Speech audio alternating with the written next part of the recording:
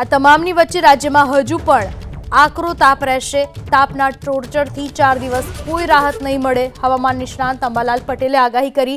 મહત્તમ તાપમાનમાં વધારો થઈ રહ્યો હોવાથી ગરમીનું પ્રમાણ વધ્યું। 15મી માર્ચ બાદ ગરમીમાં ઘટાડાનું અંબાલાલ પટેલની આગાહી। મધ્ય અને ઉત્તર ગુજરાતના ભાગોમાં તાપમાન 34 થી 36 ડિગ્રી રહેવાની શક્યતા। હોળીના દિવસોમાં કેટલાક ભાગોમાં વાદળછાયા વાતાવરણની શક્યતા।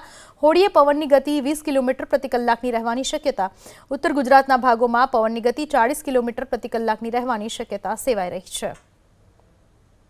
તારીખ 15મી માર્ચથી ગરમીમાં આંશિક ઘટાડો થશે અને કોઈ ભાગમાં લગભગ મહત્તમ ઉષ્ણતામાન 33 ડિગ્રીથી 36 ડિગ્રી સેલ્સિયસ જેવું રહેવાની શક્યતા રહેશે।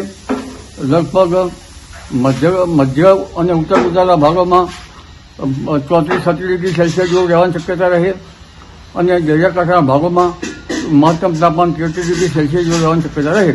આ હોળીના દિવસે આ વખતે પવનની ગતિ વધારે છે।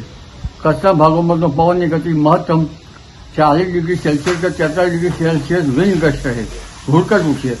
સામાન્ય પવનની ગતિ પણ લગભગ 20 કિલોમીટર જેવી રહેવાની શક્યતા રહેશે। ઉત્તર ગુજરાતના ભાગોમાં પણ તેમાં કડી, કલોલ, મહેસાણા, બનાસકાંઠા આ ભાગોમાં વિરંગામના ભાગોમાં પવનની ગતિ લગભગ 40 કિલોમીટર પ્રતિ કલાકથી ઝડપી રહેવાની શક્યતા રહેશે।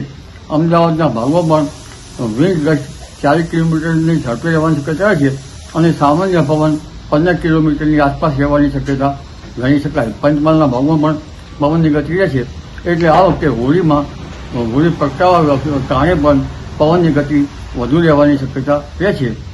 એક પછી એક પશ્ચિમ વિક્ષોભ આવી રહ્યા છે।